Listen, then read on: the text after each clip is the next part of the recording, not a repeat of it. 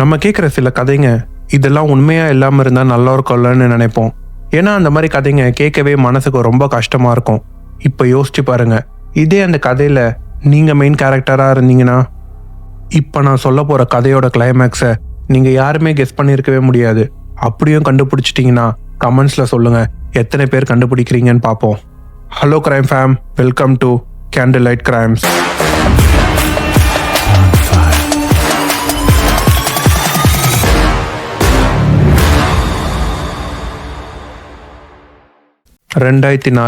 லூசியானால இருக்க யூனிவர்சிட்டியில மிச் final semester படிச்சுட்டு இருந்தாரு. அதே யூனிவர்சிட்டியில தான் கைலாவை ஃபர்ஸ்ட் டைம் மீட் பண்றாரு. பார்த்த உடனே அப்படி ஒரு லவ். கைலாக்கு ஆரம்பத்துல இதுலலாம் பெருசா இன்ட்ரெஸ்ட் இல்லைனாலும் கொஞ்சம் மாசத்துல அவங்களுக்கும் மிச்ச பிடிக்க ஆரம்பிக்குது. கிராஜுவேட் ஆன உடனே 2 பேரும் கல்யாணம் பண்ணிக்கிறாங்க. அவங்களோட கரியர்ல ரொம்ப ஃபோக்கஸ்டா இருந்து 2006 அவங்களோட முதல் ட்ரீம் ஹவுஸ் ஒன்று வாங்குறாங்க. அது மட்டும் இல்ல, வீடு வாங்கின ஒரே வருஷத்துல மிச்க்கு அவன் வேலையில ப்ரொமோஷன் கிடைக்குது. கூடவே அவன் லைஃப்லயும் ப்ரொமோஷன் கிடைக்குது. கையில பிரெக்னென்ட் ஆகுறாங்க. அவங்களுக்கு ஒரு குட்டி பெண் குழந்தை பிறக்குது. அதுக்கு 2 வருஷம் கழிச்சு 2009 ஒரு ஆண் குழந்தை பிறக்குது. கையில அவங்க வேலையை ரிசைன் பண்ணிட்டு ஃபுல் டைமா குழந்தைங்களை பார்த்துக்கணும்னு முடிவு பண்றாங்க. மிச் மற்றும் கைலாவோட வாழ்க்கை ரொம்ப சந்தோஷமா போயிட்டு இருந்துச்சு. ஒரு கனவு மாதிரி எல்லாமே ரொம்ப சீக்கிரமா கிடைச்சது. மிச் அவன் ஃபேமிலி மேல அளவுக்கு அதிகமான லவ் வச்சிருந்தாரு. 2 குழந்தைங்க, கைலாவோட ரொமான்டிக் டேட் நைட், வீக்கெண்ட்ல ஃபுட்பால் கேம்னு ரொம்ப ஹாப்பியா இருந்துச்சு. ஆனா அது ரொம்ப நாளைக்கு நீடிக்கல. இதுக்கப்புறம் நடக்க போறது மிச் மட்டும் இல்லை, நீங்களும் நினைச்சு கூட பார்த்துருந்துருக்க மாட்டீங்க. அன்னைக்கு மிச் வேலையை முடிச்சுட்டு வீட்டுக்கு வந்து வழக்கம் போல குழந்தைங்க கூட டைம் ஸ்பெண்ட் பண்றாரு. கையில ஷாப்பிங் போகணும்னு ஆசைப்படுறாங்க. அன்னைக்கு ஈவினிங் ஃபுட்பால் மேட்ச் இருந்ததுனால மிச் கூட போக முடியல. அது மட்டும் இல்லாம மிச் எப்பயும் ஃபேமிலிக்காக நிறைய டைம் ஸ்பெண்ட் பண்றதுனால அந்த ஒரு ஈவினிங் அந்த ஃபுட்பால் மேட்சை என்ஜாய் பண்ணட்டோன்னு சொல்லி கையில குழந்தைங்களை கூட்டிட்டு கிளம்புறாங்க. அவங்க போன உடனே மிச் சோஃபால உட்காந்து ஃபுட்பால் மேட்ச் பார்க்க ஆரம்பிக்கிறாரு. அப்படி பார்த்துட்டு இருக்கப்போ டிவிக்கு சைட்ல இருந்த ஒரு லேம்பை நோட்டீஸ் பண்றாரு. அந்த லேம்ப் அதே இடத்துல தான் இவ்வளவு வருஷமா இருந்திருக்கு. அதை ஒரு 1000 தடவைக்கு மேல பார்த்து இருந்திருப்பாரு. ஆனா இந்த வாட்டி பார்க்கறப்போ ஒரு மாதிரி டிஸ்டர்பிங்கா தெரிஞ்சிருக்கு.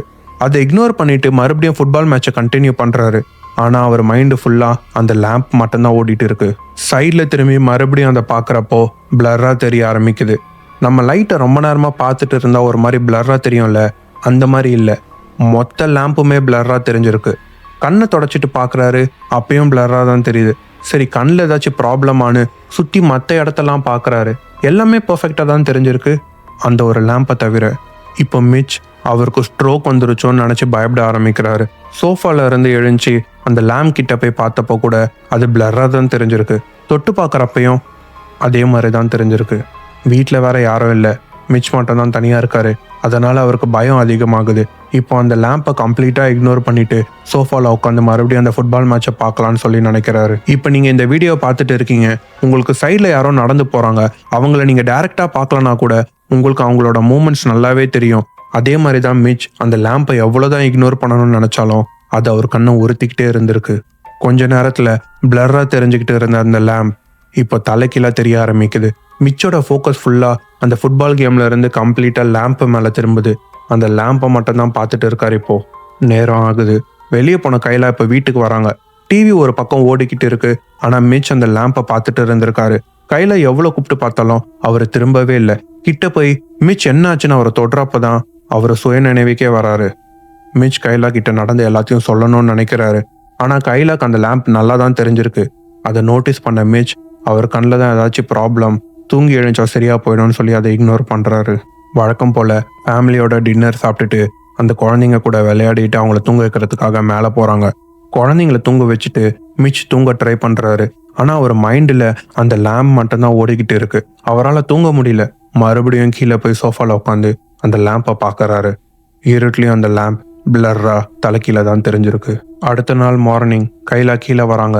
மிச் நைட்டு ஃபுல்லா அந்த சோஃபால உட்காந்தபடியே அந்த லேம்பை பார்த்துட்டு இருந்திருக்காரு. ஏன் ஆஃபீஸ் கிளம்பாம அந்த லேம்பையே பார்த்துட்டு இருக்கீங்கன்னு கேட்டப்போ, எனக்கு உடம்பு சரியில்லை, நான் இன்னைக்கு ஆஃபீஸ் போகலன்னு சொல்லி சொல்றாரு. இவ்வளோ வருஷத்துல ஒரு நாள் கூட லீவ் போடாத மிச் இப்போ இப்படி சொல்றத கேட்டு கையில ஏதோ தப்பா இருக்குன்னு யோசிக்கிறாங்க. சரி, ஓகே, ரெஸ்ட் எடுங்கன்னு சொல்லிட்டு அவங்க வெளியே கிளம்புறாங்க. ஒரு 8-9 மணி நேரம் கழிச்சு வீட்டுக்கு வந்து அந்த டோரை திறந்து பார்க்குறப்போ அந்த லேம்பை தவிர வீட்டில் எல்லா லைட்டும் ஆஃப்ல இருந்திருக்கு. மிச் காலையில் எந்த பொசிஷனில் உட்காந்து அந்த லேம்பையே பார்த்துட்டு இருந்தாரோ அசையாமல் அதே பொசிஷனில் உட்காந்து அந்த லேம்பை மட்டும்தான் பார்த்துட்டு இருந்திருக்காரு இப்போ வரைக்கும். கைலா உடனே டாக்டருக்கு ஃபோன் பண்ணி மிச்சோட அப்நார்மல் பிஹேவியர் பற்றி சொல்கிறாங்க. இதெல்லாம் மிச்சோட காதில் கேட்குது. ஆனால் அவரால் ரியாக்ட் பண்ண முடியல. அந்த லேம்பை தவிர அவரால் வேற எதையும் பார்க்கவும் முடியல, பண்ணவும் முடியல. ஒரு கட்டத்தில் கைலா பக்கத்தில் நின்று ஏதோ கத்துறாங்கன்னு மட்டும் அவரால் உணர முடியுது. ஆனால் அவங்க பேசுகிற எதுவுமே இப்போ கேட்கல. இன்னும் சொல்லப்போனால் பக்கத்தில் இருந்த கைலா கொஞ்சம் கொஞ்சமாக மறைய ஆரம்பிக்கிறாங்க. தலைக்கீழே இருந்த லேம்ப் இப்போ கொஞ்சம் கொஞ்சமாக பெருசாக ஆரம்பிக்குது. எந்த அளவுக்குனா மிச்சால அந்த லேம்பை தவிர வேற எதையுமே பார்க்க முடியல. அவரோட ஃப்ரண்ட்ல சைட்லன்னு மொத்த விஷனுமே அந்த லேம்ப் மட்டும்தான் தெரியுது. இது நடந்துட்டு இருக்கப்போ அவரோட தலை சொல்ல முடியாத அளவுக்கு வலிக்க ஆரம்பிக்குது. தலையை சுற்றி நிறைய வாய்ஸஸ் கேட்க ஆரம்பிக்குது. என்ன நடக்குதுன்னு அவர் புரிஞ்சுக்கிறதுக்குள்ளேயே அந்த லேம்ப் மொத்தமாக மறைஞ்சி பிளாக் அவுட் ஆகுது. கொஞ்ச நேரத்தில் மிச் கண்ணு முழிக்கிறாரு. அவர் எங்கே இருக்காருன்னு அவருக்கே தெரியல. ஆனால் அது கண்டிப்பாக அவரோட வீடு இல்லைன்னு மட்டும் புரிஞ்சுக்கிறாரு. அவரை சுற்றி நிறைய பேர் நின்று அவரையே பார்த்துட்டு இருந்திருக்காங்க. அவருக்கு என்ன நடக்குதுன்னு ஒன்றுமே புரியல. கைலாவும் குழந்தைங்களும் எங்கே இருக்காங்கன்னு சொல்லி தேடுறாரு. அப்போ ஒரு போலீஸ் ஆஃபீஸர் ஓடி வந்து கீழே படுத்துட்டு இருந்த மிச்சை தூக்கிட்டு வேகமாக ஓடி போறாரு. மிச்க்கு ஒரு பக்கம் தலை பயங்கரமாக வலிக்குது. இன்னொரு பக்கம் அவரை ஏன் போலீஸ் காரில் ஏற்றி சைரன் ஆன் பண்ணிட்டு வேகமாக போகிறாங்கன்னு புரியல. பக்கத்தில் இருந்த ஆஃபீஸர் கிட்ட எங்கே போயிட்டு இருக்கோம், என் ஒய்ஃபும் குழந்தைங்களும் எங்கன்னு சொல்லி கேட்குறாரு.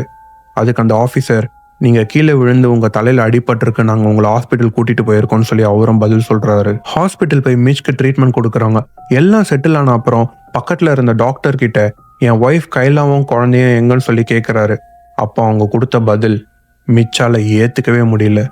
அது என்னன்னா, மிச் காலேஜில் ஃபுட்பால் ஆடிட்டு இருக்கப்போ கீழே விழுந்து அவர் தலையில் அடிபட்டு இருந்துச்சு. ஒரு 10 to 20 செகண்ட்ஸ் தான் அன்கான்ஷியஸாக இருந்தார். அந்த ஒரு 10 to 20 செகண்ட்ஸில் அவரோட பிரெயின் நான் இவ்வளோ நேரமாக சொன்ன எல்லா கதையும் அது கன்ஸ்ட்ரக்ட் பண்ணியிருக்கு.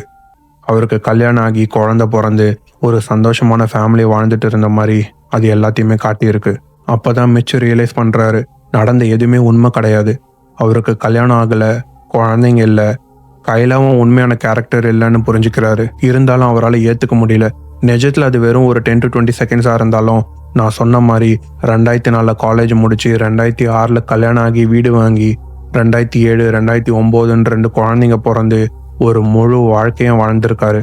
ட்ரீட்மெண்ட் முடிஞ்சு வீட்டுக்கு வந்த அப்புறம் கூட சில நாள் தூங்குறப்போ அவரோட கனவுல கைலாவும் அவரோட குழந்தையும் வந்திருக்காங்க. அந்த கனவுலாம் எவ்வளோ ரியலிஸ்டிக்காக இருந்திருக்குன்னா, இந்த விஷயம் நடந்து ஒரு 5 வருஷங்க அப்புறமா அவரோட கனவுல அவரோட பையன் 5 வயசு பெரிய பையனாக வந்திருக்கான். கேட்கவே ரொம்ப இன்ட்ரெஸ்டிங்காக வித்தியாசமாக இருந்துச்சுல இந்த கதை. எவ்வளோ பேர் நிஜமாவே இந்த கிளைமேக்ஸை முன்னாடியே கெஸ் பண்ணீங்க? நம்ம பிரெயின் வெறும் ஒரு 10 to 20 செகண்டில் எவ்வளோ பெரிய விஷயத்த கன்ஸ்ட்ரக்ட் பண்ணியிருக்கு. இந்த மாதிரி உங்களுக்கு ஏதாச்சும் இன்ட்ரெஸ்டிங்கான கனவு வந்து முழிச்ச அப்புறம் கூட அதிலிருந்து வெளியே வர முடியாமல் இருந்திருக்கீங்களா? அது என்ன கனவுன்னு உங்களோட எக்ஸ்பீரியன்ஸை கமெண்ட்ஸில் சொல்லுங்கள். இந்த ஸ்டோரி பிடிச்சிருந்துச்சுன்னா லைக் பண்ணி உங்கள் ஃப்ரெண்ட்ஸ்க்கு ஷேர் பண்ணுங்கள். மறக்காமல் அந்த பெல் பட்டனையும் அழுத்திடுங்க. அடுத்த வீடியோவில் சந்திப்போம். Until then